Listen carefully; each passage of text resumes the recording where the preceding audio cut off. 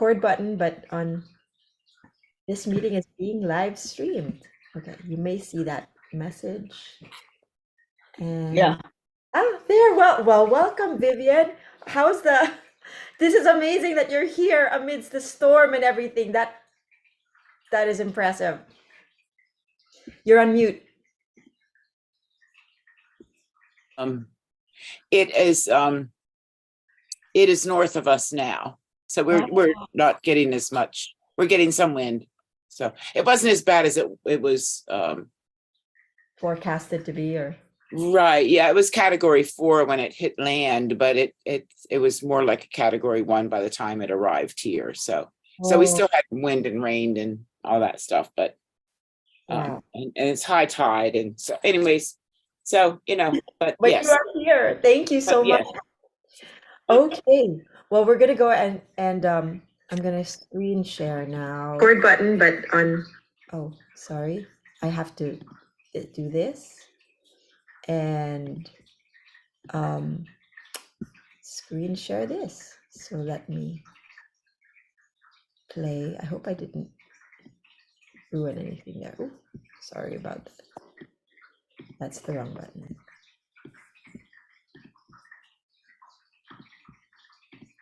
All right, well, welcome to, and I'm live, yeah, welcome to Garden Planning with Sage. I'm recording this in a different way through YouTube so that I don't have to post it later on. It'll just go by itself. Hopefully I'm doing that. And then what to expect tonight? Well, if there are any beta testers who come in who are not GIYers, we just want to welcome them. And really welcome all the beta testers, especially you guys, Vivian, Aruna, who are here and helping us debug and get Sage ready for Kickstarter in December. Sage updates. So we're going to talk about 3 parts of Sage and then create our plant lists in Sage. They now have fall dates, hopefully. Place our plants in the different garden areas, and we won't learn about biennial crops. That's wrong. So welcome, beta testers. We hope to launch Sage December 7th, after the week after Thanksgiving. You can always access your Sage or GIY links, those who are in GIY, through the member login, but there's also in the resources just a page that's all Sage, permaculturegardens.org/sage. And what? Ooh, app, double P. So why is Sage different? It's a holistic approach, a permaculture focus, a holistic approach to growing, and it gives you recommendations for a better harvest. That's what you get with Sage. Sage gives you innovative garden software that integrates permaculture into garden design and helps you plan what and when to plant. And as you use Sage, you'll also be learning how to grow along the way. Even if people aren't in the GIY or haven't done a permaculture design certificate, the learning comes with the using of the app. You want to record? You pause your recording. Oh, do you mind recording just in case something happens? Because I'm not sure whether the recording. Okay, thank you. Recording in YouTube took, because I paused it when I went to the YouTube just so, yeah. So I don't know if I pressed the button there, but hopefully we are live streaming and this is recording. So why is Sage different? It keeps you accountable to your gardening goals. It simplifies the design process, and it's supposed to be predictive. So Dave is going to talk about that in a later Sage garden planning session, how he uses that prediction, or how it recommends better outcomes for you.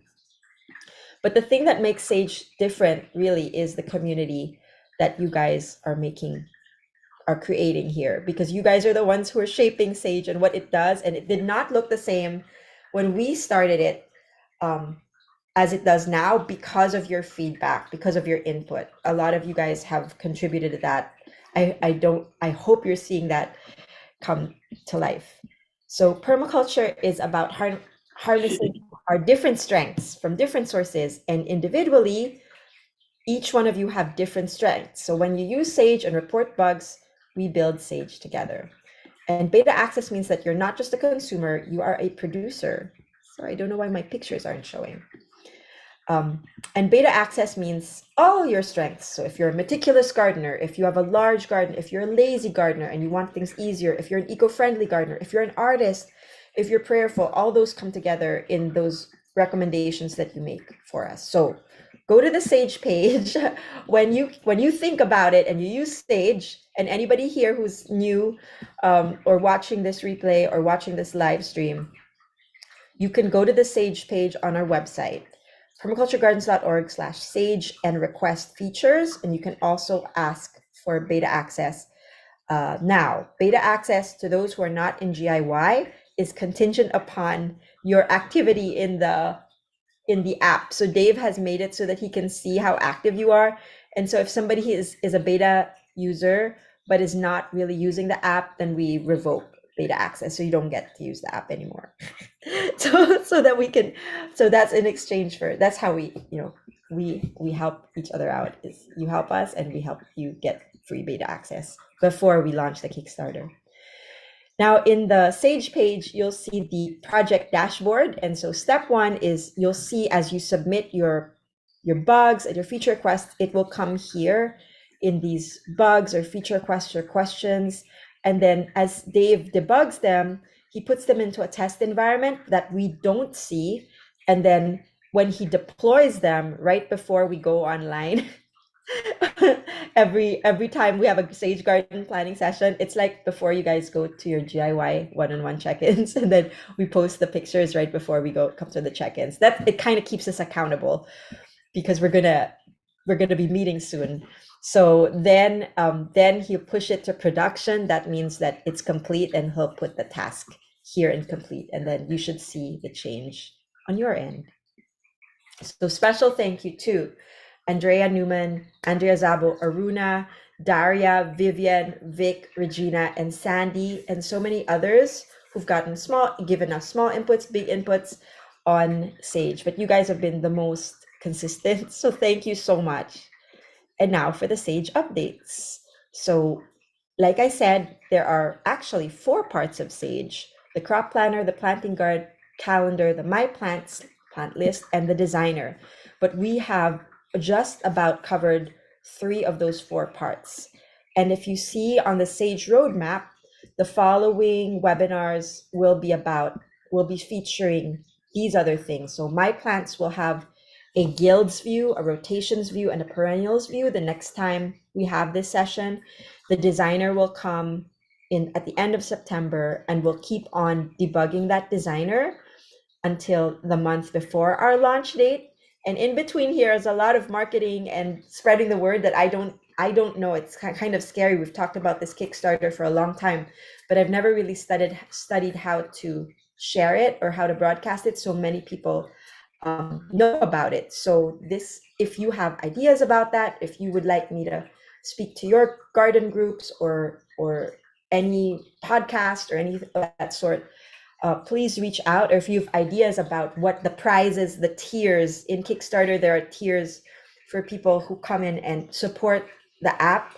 So there's like a premium tier, and there's a seed starter, what we call seed starter tiers. So as we iron out what is in each of those tiers, I hope you guys will join and give me suggestions as to what you think the different tiers should be and what should be included in terms of prizes and the bonuses in each of those tiers as people support us more and more.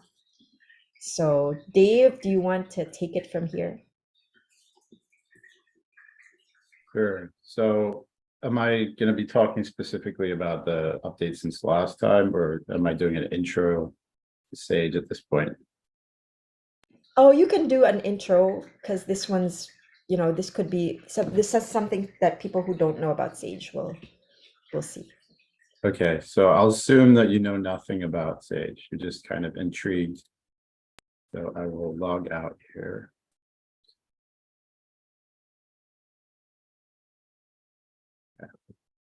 So the first page here is a login. Your default username is your email address.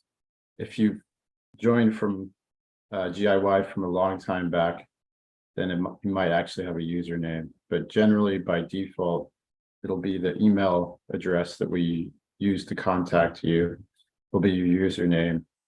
And your password to start off with by default is Sage password 1, the capital S and a capital P.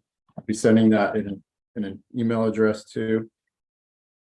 If you change your password and then you forget what it is, you can change it through this forgot your password without logging in.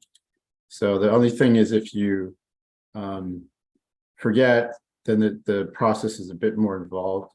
You have to get a verification code to your email, use that verification code along with the user to be able to reset your password. Now, once you log in, some of these tabs you won't see. If you're a beta tester, then you will only see the My Plants, Crop Planner, and Planting Calendar, and you won't see some of the stuff on the top.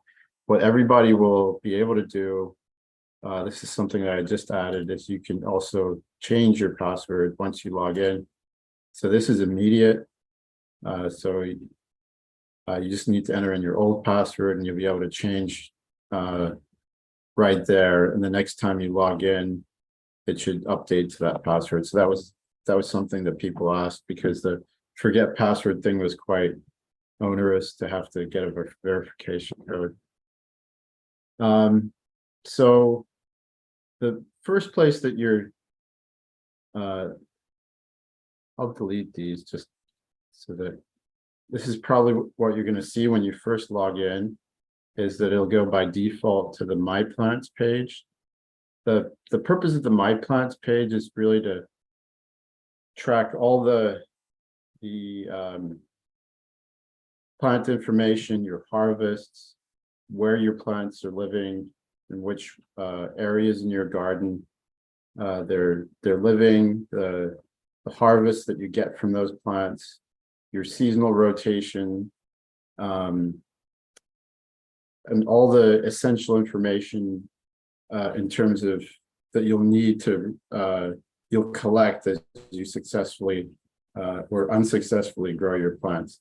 And all of that information will be gathered and eventually be used to generate recommendations for the following years. So the first thing that you want to do, ideally, so this is kind of like a basic workflow, is that you would add a couple garden areas. So I'll just call these things like raised, well, a front bed and oops.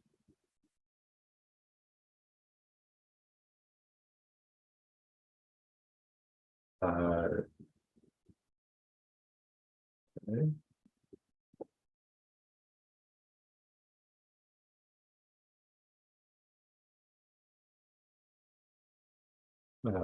Rear bed. So you can see there's a little bit of there's already a little bit of workarounds. So when I hit the refresh button, if you see a blank page when you hit add area, that's a bug that I'm still working on. You can fix that by just navigating and then going back to the area, and then you could add your areas. So I'll just add like one more bed, maybe kitchen garden. Okay, now we have a couple areas. You want to set some space for calculating how much space you have left when you start putting plants in there. So if you click this button here, you can change the square footage. I will be adding in the next month a way to switch between metric and English units, but for now it assumes that it's square feet. So I'll just make these like 100 square feet and 200 square feet. Maybe 150 square feet. So right now, if you want to see the plants that are in that bed, you click on the name of the area and it'll expand, but there's no plants right now. So at this point, we want to get some plants into our areas, but let's assume that we don't really know when we would plant we want to plan out the fall, but we don't really know what we want to plant and where we want to plant it. So there's a tool that kind of helps us to figure out what our planting dates are for our crops, as well as how many of each type of plant we want to grow. So after you've added a few areas, you want to go to the crop planner. And this is kind of like a wizard. It's falls under the designer. So the designer is going to be a two-dimensional overhead view of your garden, kind of like a visual view. But this is kind of like a wizard just to get you started and get you quickly get some data into your get some plants into your garden so that you have a place to start. So the first thing that you would do is enter in your zip code. So I'm going to put in our zip code here. And if you click the load climate data button, what it's done is found the closest weather station to that zip code. And I've downloaded for all the zip codes in the United States, the closest weather stations and their average of minimum and maximum monthly temperatures for the last 30 years. If these you don't live in the United States, or you don't have a weather station that's close, or you're in Canada or something like that, you can also click custom climate and create your own kind of like custom location based off minimum and maximum temperatures that you enter in, and then you can save that and use that in the future. But for now, I'm going to assume, let me just drag this out of the way. Okay. So you click next after you've loaded the weather station. Now this, the second part of this tool is where you're starting from thinking about what your family eats.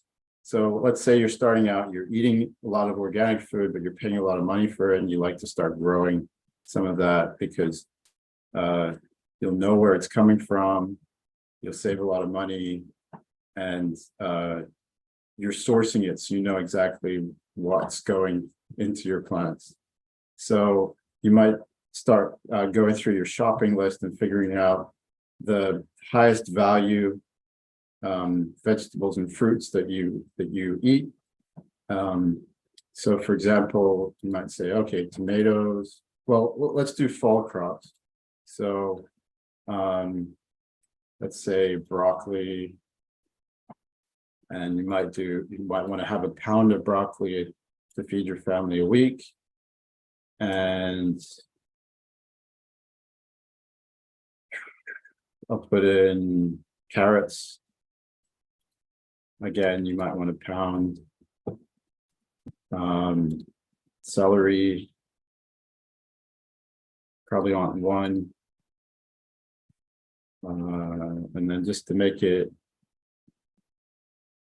balanced, I'll add some peas, so maybe a pound of peas a week.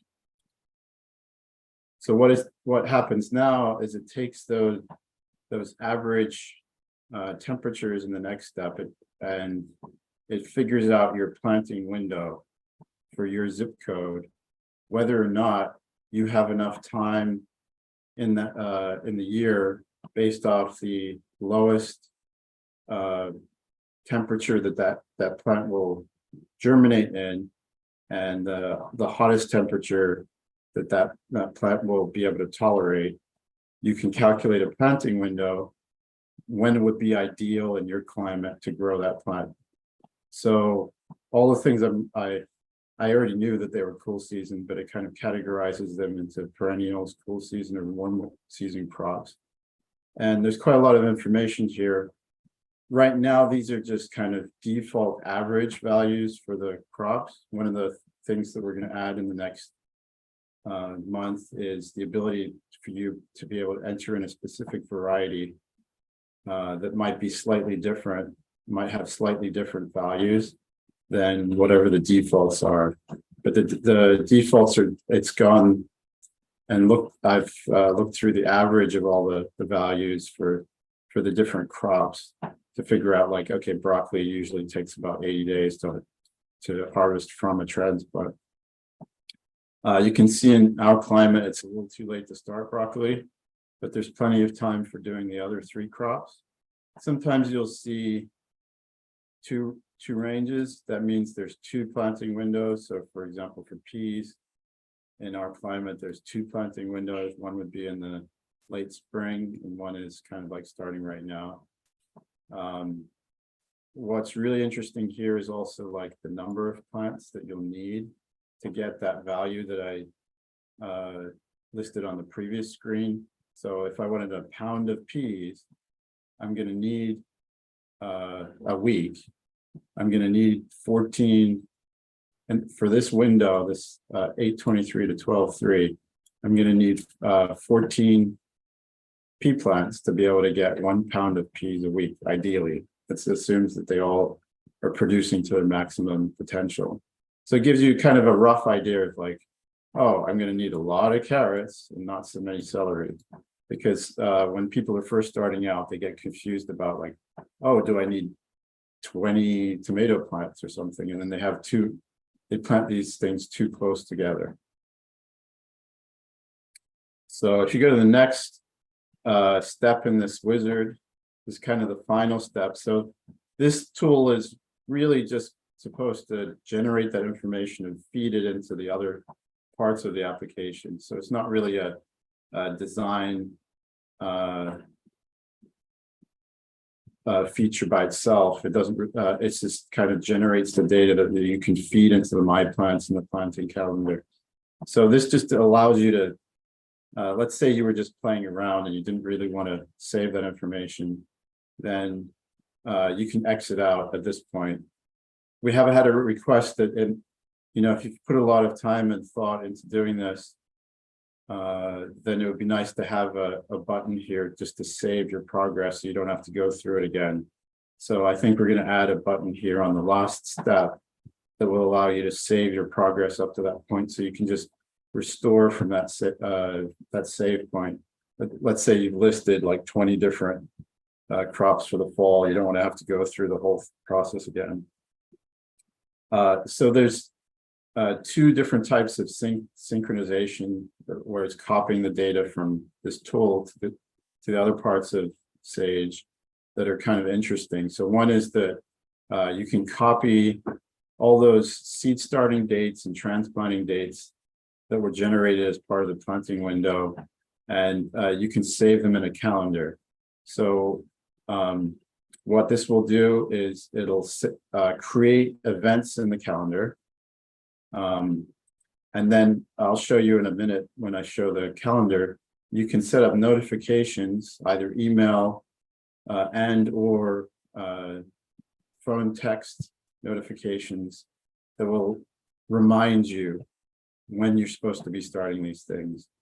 So it gives you a quick way to quickly generate these dates, and then give you a way to remind you so that you start the seeds on time.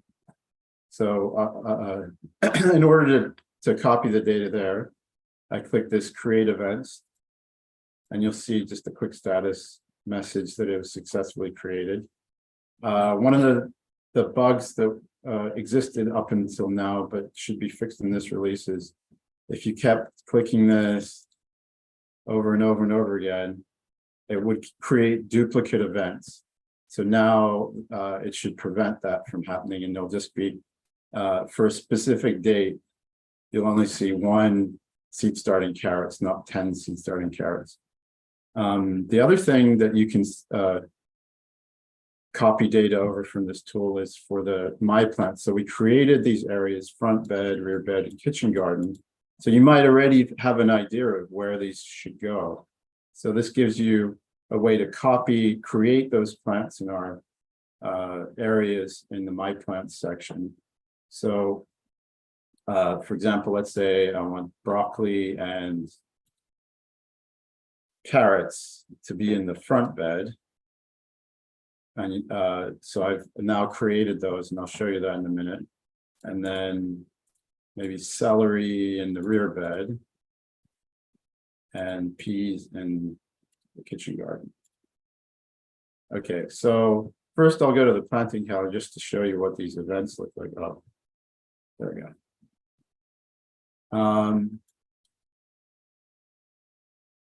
So you can see it's created for each of those planting windows. It's created an event for the earliest point in that planting window that I could seed start or transplant. So we'll probably be adding a feature that allows you to choose which planting window. Like if you're just planning out the fall, then you don't want to create events for the spring as well. But right now it creates events in the planting calendar for all of the planting windows at the earliest possible date. So if the planting window starts on August 15th, then it'll create the seed starting day on August 15th. So the planting calendar here it works pretty much the same way as a regular calendar. There's a month view, a week view, and a list. The list lists the current month. So if you wanted to see a different month, then you could scroll through here to see the different months. So I'll go back to the month view. You can see on the left here, if you want to get notifications, you can enable a notification, put your email and phone number, and the number of days before you want to be notified, and you get either a text or email or both. One of the things that people have asked for, it's not quite ready yet, is a button here to clear out events. Let's say you had a bunch of events, like a bulk delete. So that will be ready in the next in 2 weeks when we have the next meeting. But that'll enable you, let's say you just wanted to play around and see what these things are like, then you can clear that out by there'll be a bulk delete. If you want a little bit more room, I've also added a way to hide the instructions and notifications. You can toggle that. If you want to, so these things are color coded. If you click on it, you see the information about the event, and you can change that as well. So you could also drag it. So if I wanted to put it somewhere else, I can move it. If you want to create a new event that has nothing to do with what we created in the crop planner, you just click on an open date, and then you can add an event. So it's not just seed starting. You could also, let's say we need to do some weeding of the front bed.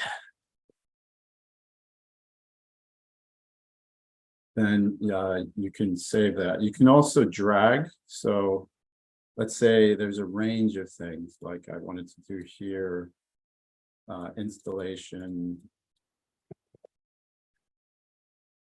of production garden.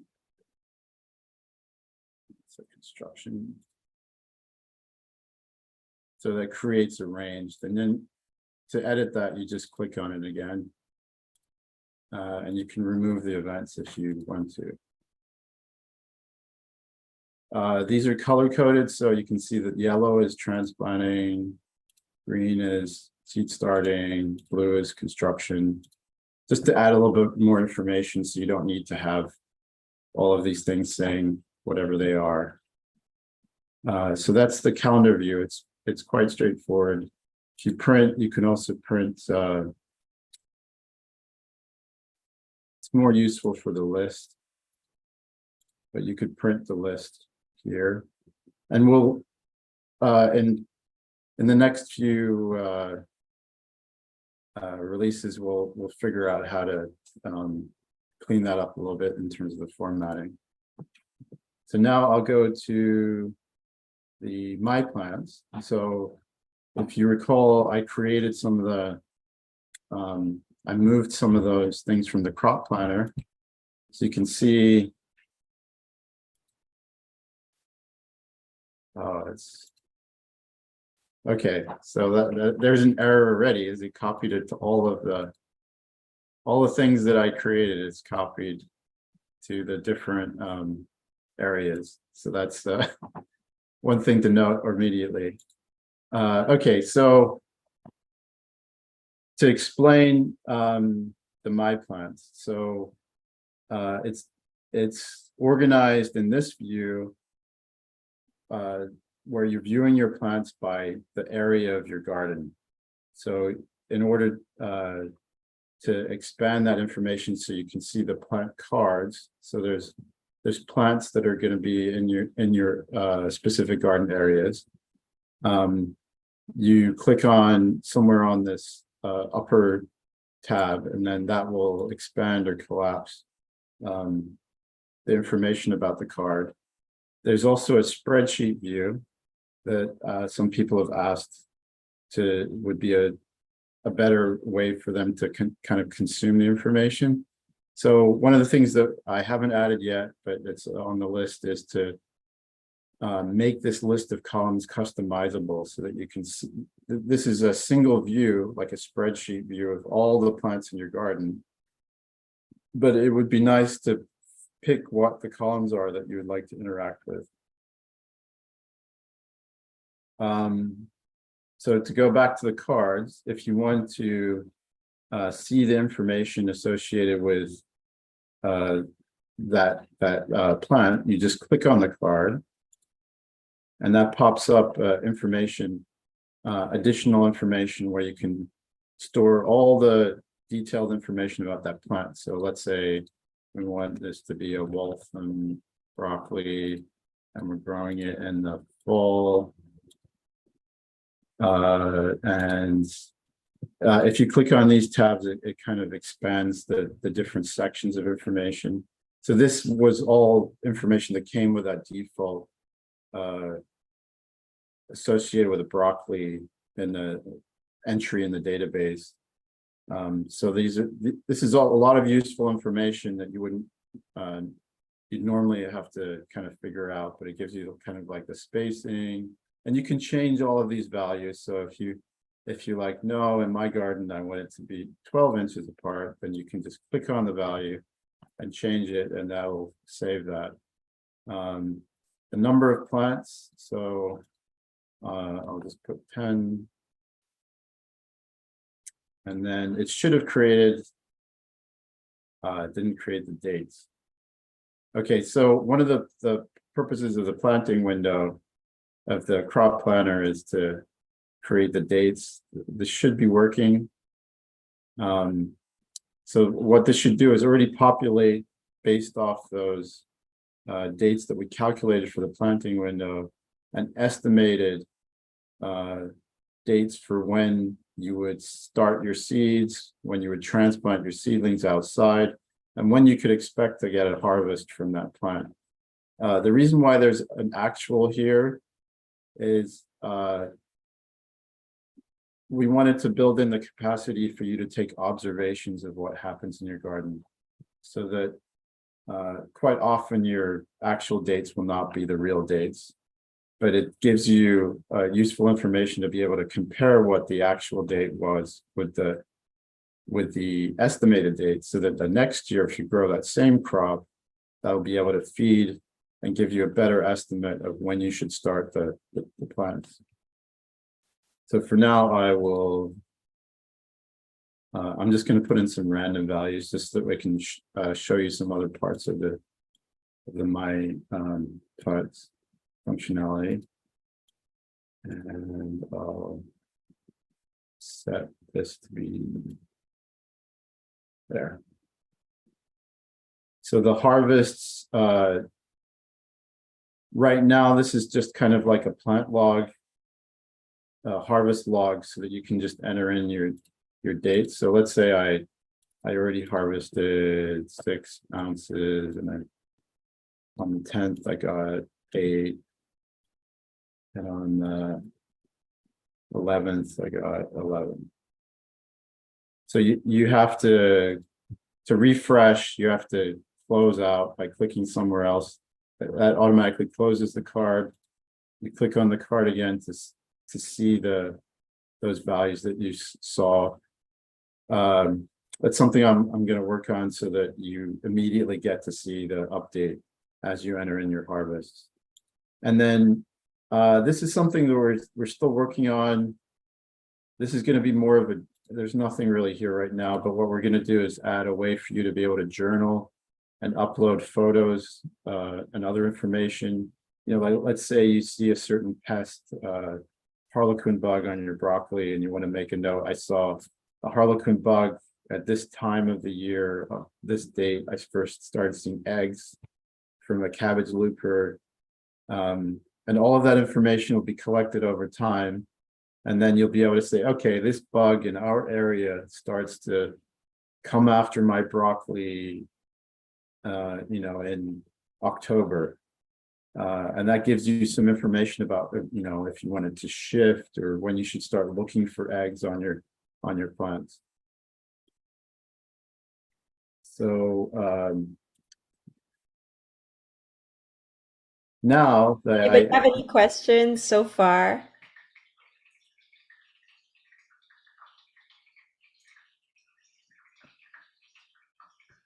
No one. I have there's quite a lot of question. functionality already. What we're Oh, Vivian. Just so if you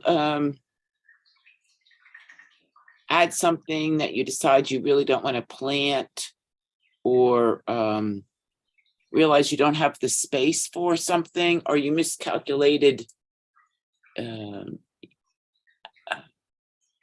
you may want your family may want to eat X amount of food, but your garden space is Y and it's not sufficient. You know what I mean? Yeah, so you're trying to figure that out. Yeah, so this is there's a workaround for this, but this NaN just means not a number. So it's because some of these things we haven't put the number of plants, or it wasn't picked up.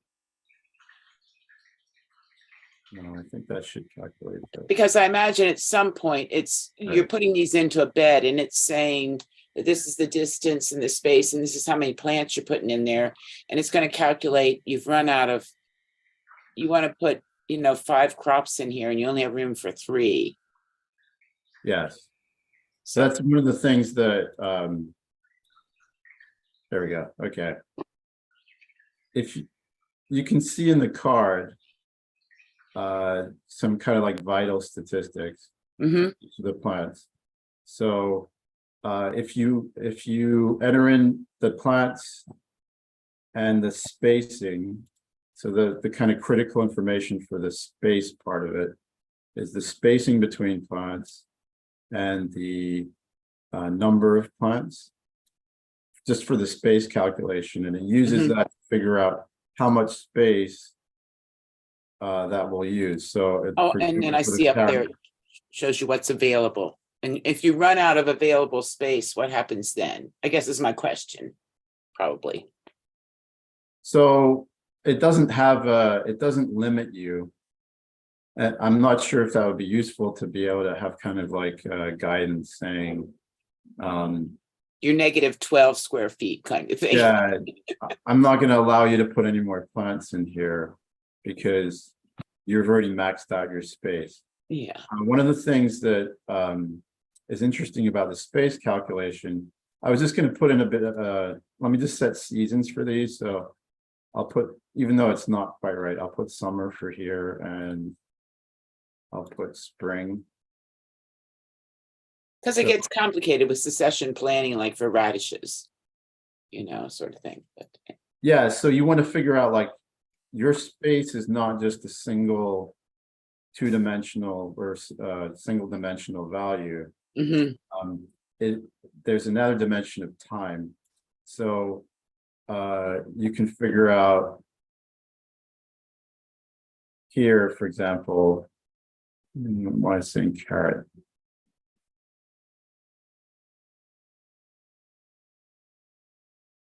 I think it's just the image. The image didn't update. Okay. So the information here is for the carrot and then the broccolis in the fall. But you can see like your broccoli in the fall only takes up 10 square feet. You have 90 square feet left. So you can add 90 square feet more plants just for the fall. So, you know, the summer had carrots, they don't count towards the fall. So one of the things that there's two other tabs that this is kind of like the time and space. So we talked about the space, and you kind of have a time, the time is the seasonality. There's other tabs. So one of them is going to be rotation. It's not here right now, but it's going to show you the plant rotations. That way you can see, okay, after broccoli in that same space, what will be the thing that comes after there? So it'll give you that idea of from season to season, what are my rotations? You know, what am I going from a heavy feeder to a heavy giver in terms of guidance, so that you'll be able to say, okay, my summer looks really good, but my fall is not, it's not in balance with whatever I grew in the summer. Let's say I grew tomatoes and cucumbers and cantaloupe and all these heavy feeders, and then I want to grow all these heavy feeders in the fall. Then that extra tab there, the rotations, will give you some warnings about that you should really be planting legumes and light feeders and things like that in the fall. I'm not sure if that answered some of your questions, but Yes, yes. I think learn by doing. Thank you, Vivian. the other thing that you can track is kind of like an expectation of harvest. So you can see I entered in some values here for broccoli in my harvest log, and that gives you kind of a reality check. Like, if you were supposed to get 50 pounds of harvest from the number of plants that you grew, and you only got 2 pounds, that would kind of give you an indication that either that plant was not successful. You'd have to kind of dig into why it was not successful, but that would give you an idea of like, how much harvest would I expect from this area?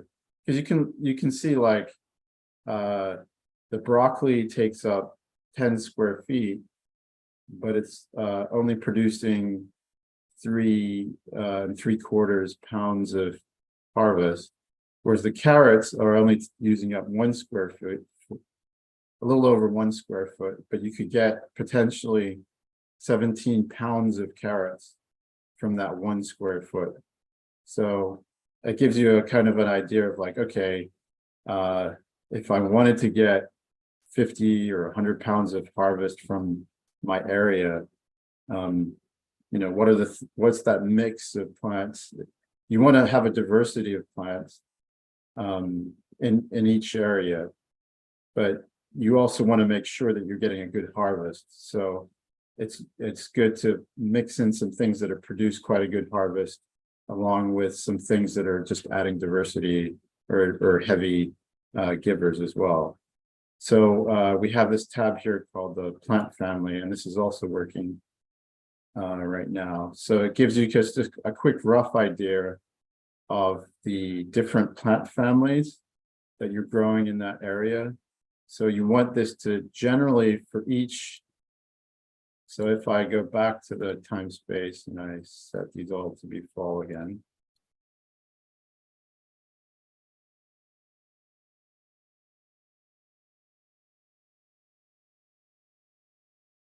You go to the plant family.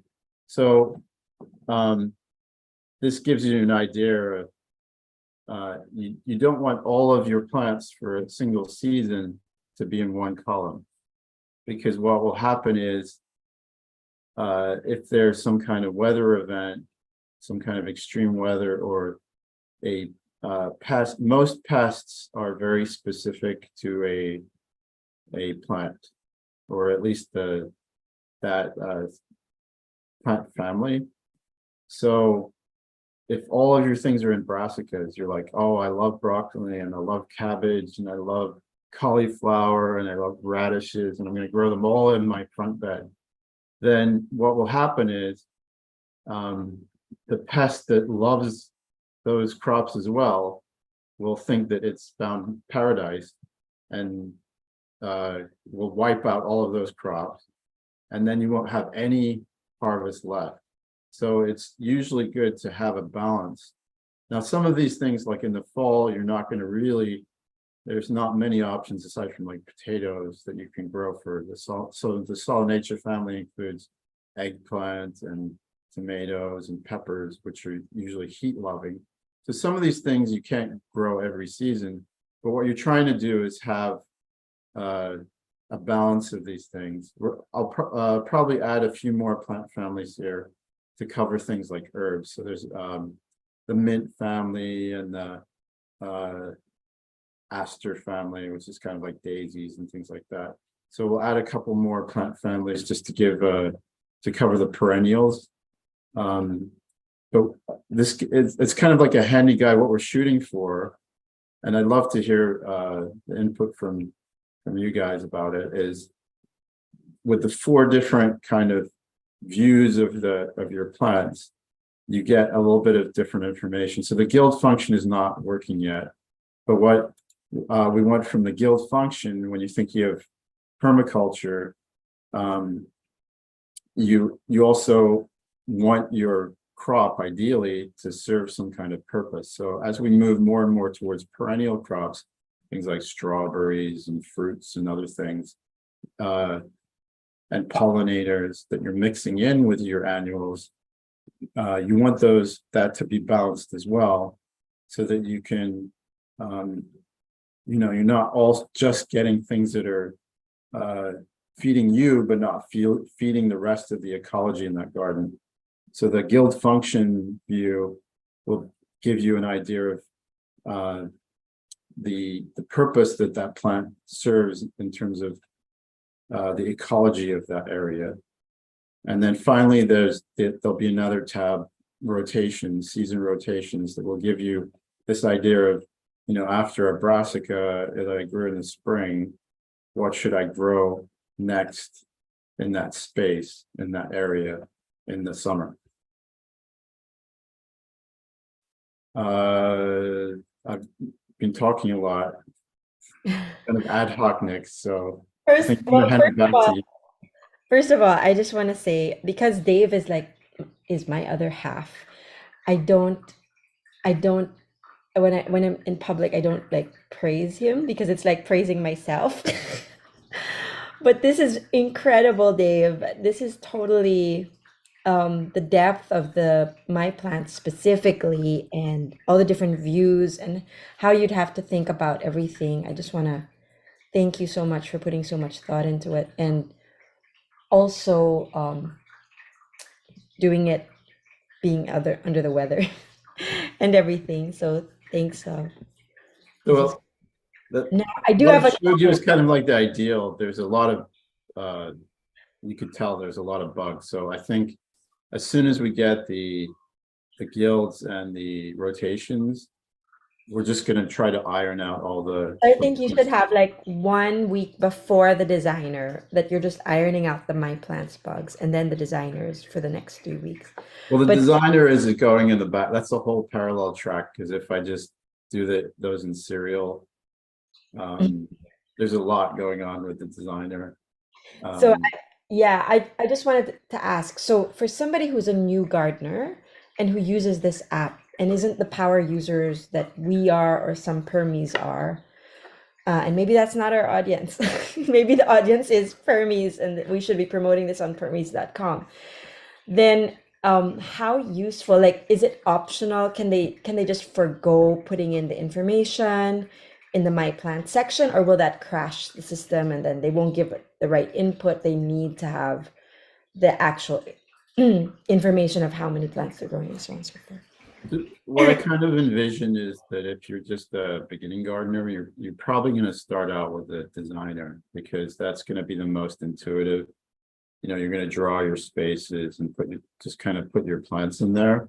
The idea is that most other applications that let you do that, that's the limit of what you can really do. They don't really track what's going on in your garden past that point. It's kind of just a thing to get you going, and then you just forget about it once you planted plants. So the idea is that for that beginning gardener, you'd lay out visually your garden. What probably for a single season, you wouldn't think about rotations or anything like that. You'd plan out one season visually, but then you get from just doing that design, you'd then be able to get all the benefit of that information being it's basically one source of information that feeds many views. So then you'll be able to see all that information in the My Plants, even though you put it in a kind of a visual design. And there'll be another tab we haven't put it in there yet called Observations, and I think that's going to be the real hit for a lot of people. Will be if you go through the kind of painful step of entering in what happened to your garden, that you're going to get some insights. Now, a lot of people, very experienced gardeners will say, oh, well, I had already had those insights. But I think for a beginning gardener, it's going to be very useful to see and organize that information so you can say, I'm not always doing the same thing year after year. And then, my expectations are shattered because I never get whatever I grow. It's just something that I'd like to do, and it never works out. So what we're trying to do is for this application to kind of encourage both the power user and the beginning gardener to be more successful in the amount of food that they get out of their garden.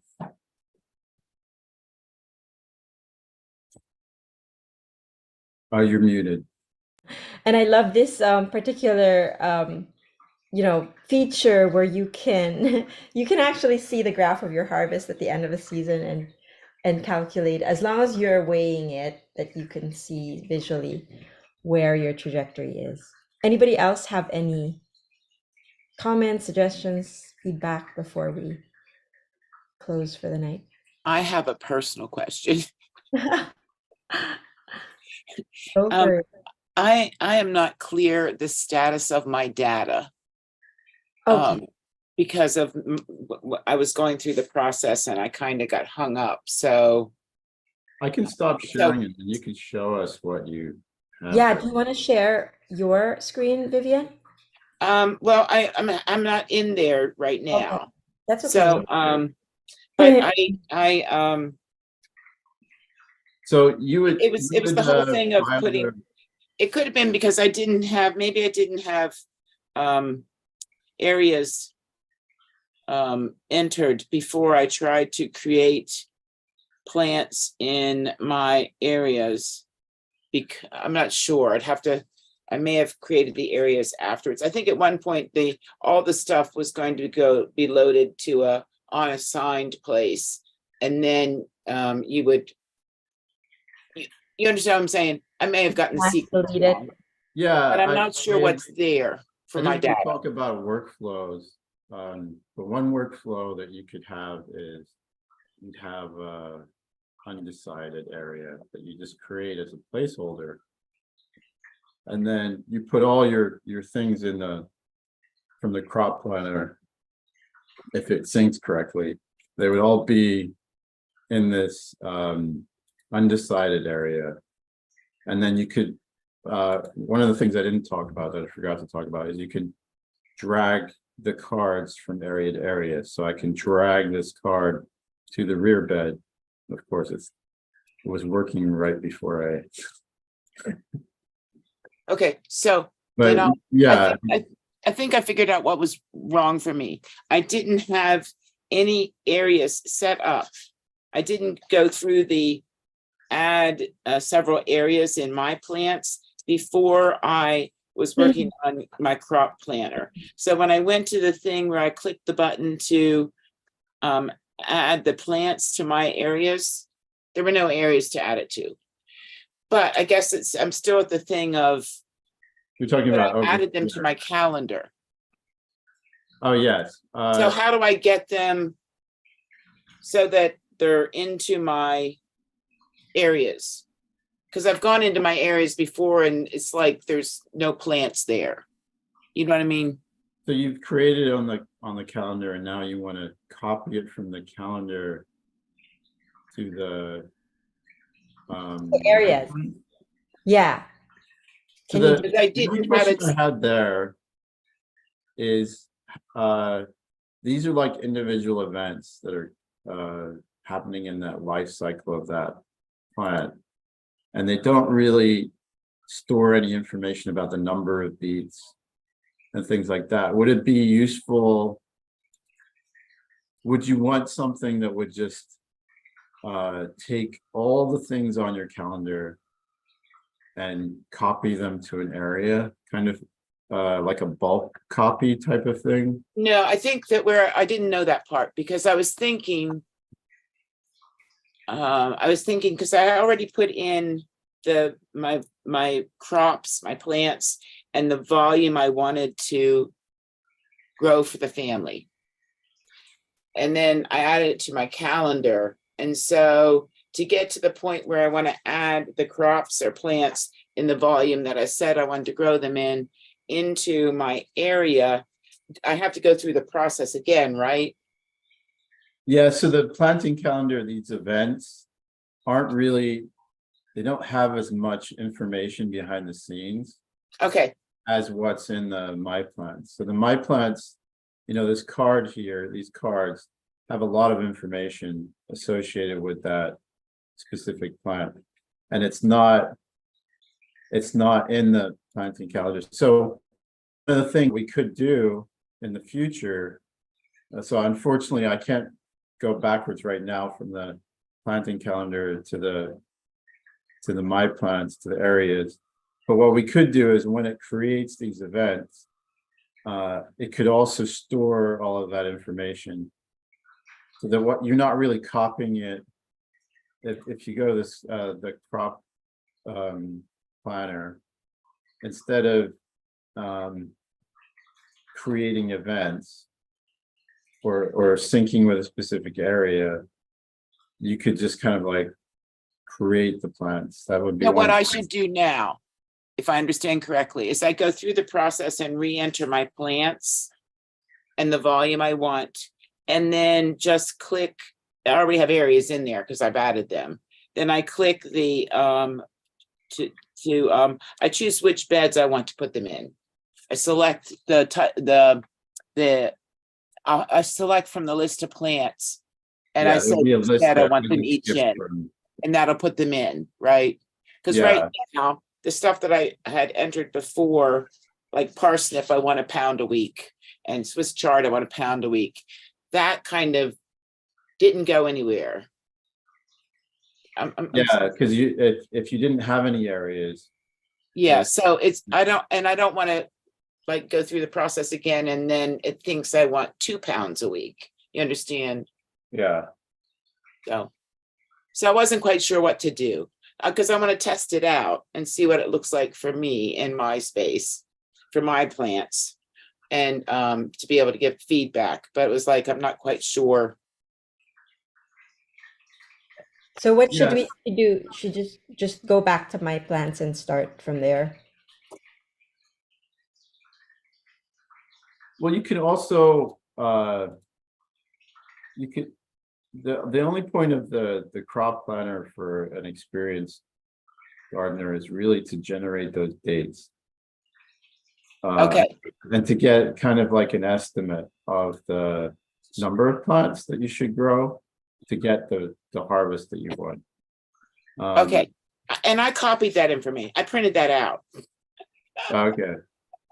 So you don't have to go through that. You can, I can go through the card. And I can just manually add the information in. Yeah. Okay. I think I didn't realize that there was the general information there. I don't think I knew about clicking that. I was thinking I was going to have to add it all in. If I didn't do the process, whenever I added broccoli, I'd have to add all that stuff that you see now. No, like if I click this add plants and I pick something like Oh, okay. I don't think I saw that part. I Okay. can add a cantaloupe. I'm good. I think I'm good. I And know you we'll- have. Yeah, no, I mean, I'll just quickly show you. It should now generate all that default information. Okay. Okay. You don't have to enter in all the default information. Okay. I'll just give it a try, you know. And feel free, I'm sure at this point, you can count the bugs in the dozens, but my goal is now we're gonna have one of these every 2 weeks, and I'd like to probably work out, 10 to 20 bugs every 2 weeks, in addition to the features. But just bugs that, I mean, I could just see them pop up the way it's supposed to work, and it's not quite working the way it's intended. Yeah, Well, we want to get as much of those out of the way so that whenever you're ready to share it with the wider public, it's more smooth sailing. Yeah, so one of the purposes of the testing is just to iron those out and find them Mhm. all. Because But everybody even- works differently. So I'm pretty sure because clearly my mind functions differently than yours. The way I would go through things maybe a little bit differently, and it may find other bugs that you wouldn't find. Yeah, exactly. And exactly. also like the workflow, kind of, this is my attempt to take what happens when we've given a number of presentations and webinars about different parts of doing permaculture design. And I'm trying to get all of that into a app. But how that function, things that were paper workbooks might not work quite the same way in an app. So trying to figure out, how you would use the tool and what's useful to you is also really important. Like you could say, I don't need any of this stuff that you have here, but what would really save me a lot of time is X. And that would be a lifesaver. Mhm. And I'd love to hear those as well, because what we're trying to do is be practical, not just idealistic. And user friendly. Yeah. Yeah. Well, now that we're to close, I just wanted to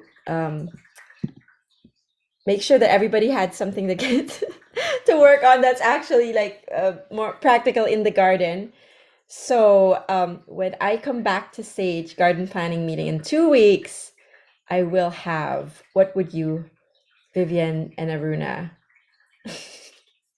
It doesn't necessarily need to be, related to Sage. It could, it's something. What I'm asking is like, would you start whatever crops that you would have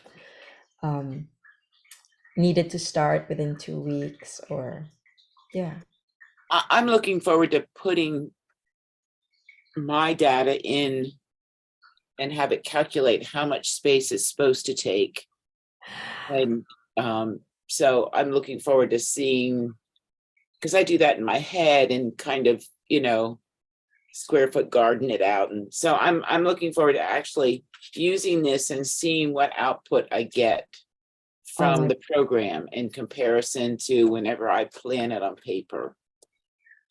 Cool. I'm gonna do the same. I'm gonna do that for my research beds. And Aruna, I know you're a different life. Yeah, no, I mean, I haven't really gone into planning the fall thing as much, because what I'm trying to do is get my plants that I have, which are medicinal plants and things, situated. So I'm looking more at, in having them be harvestable through the fall and winter. So I'm Aruna, trying to extend it. yeah, send us the list of your medicinal plants, because they should be included in the perennials list that David. Yeah, it's more like the, things like gotukola and brahmi and things like that, herbs that are not there all the time.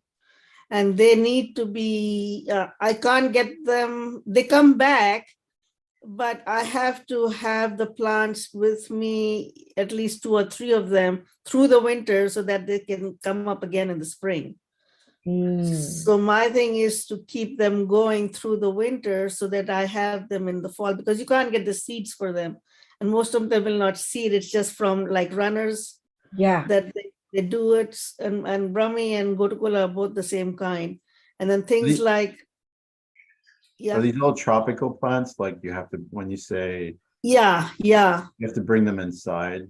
yeah. Uh, And okay. so that is my thing, with, I have to figure that one out first so that I don't lose what I have. yeah. And, you know, But it because the sounds others I can always get seeds and replant and things like that. But to have these things that I keep, that's what my focus is at this time, which is not exactly what Yeah. you might be interested in, but it's something that, and my thing is also to figure out the guilds, because I have planted several trees, and to find out what all I should plant in that is a research thing. So you might want to put that in when you do the guilds, is to find out, okay, if I have, say the pawpaw plant, or if I have, the fig plant, or if I have things like that, what are the companion plants that go with it in the guild? Oh yeah, that's great feedback. And that's definitely something that we want to do for Because the I have to look around and see what I need to. I know comfrey is one which can go into pretty much everything, but what the different levels are, there's a lot of research you need to do to find out, okay, what are the guilds that go with it. One So of if the that, things that we were thinking of doing for that guild view is giving suggestions. So eventually, right now, there's like 58 plants, and they're mostly annual plants with a few perennial herbs, but I've enlisted my son to do data entry. So I have a list of information for about 400, 450 plants, which are, like 300 perennials, fruit trees, right. bushes, etc. And Yeah, then especially with the trees, if I'm planting certain trees as the main, main tree in the guild, then what are the plants that, whether it's annuals or perennials, that go with that particular plant, or whether they are all pretty much the same. Sometimes I find that the same thing, like comfrey and things, are, no matter what plant you have, it Yeah, goes there. So some of them are pretty common. So at least if we have the common ones, at least we know we have a guild going in. And if there are some, individual things that are not one but the other, then that is not that difficult to find. But at least if we have a guild going for each tree around something, the common plants that work for pretty much every guild, that yes, would be good. yeah, that is great feedback. And so the Build a Guild is set for October 25th, I think. Yeah, So that is going to be, hopefully we'll be able to build a guild with Sage at that point. yeah. We did that at one time, Vicky and I had done, but then, I did plant those things, like I had the fig and the pawpaw. So Mhm. I put comfrey and things, but, I think we kind of got lost with what the vines and things that can go with it, and, the other different levels of the guild is Yeah, where I'm kind of figuring out what I need to put there, or what would be better to put there. yeah. Well, let's aim So I'll for try to make it for that thing in October. October. Yeah, Yeah, at yeah, that point. yeah. Well, thank you so much, everyone. Thank you. We hope to see you next time, September 13, if you're available. Yeah, And these are the dates. And thank you again. thank This you. was such a delightful, chat with you. Thank you for your Yeah, dedication and yeah, helping us. thanks for thank showing. you. Uh-huh. Bye-bye. Appreciate Good it. night. Bye. Thank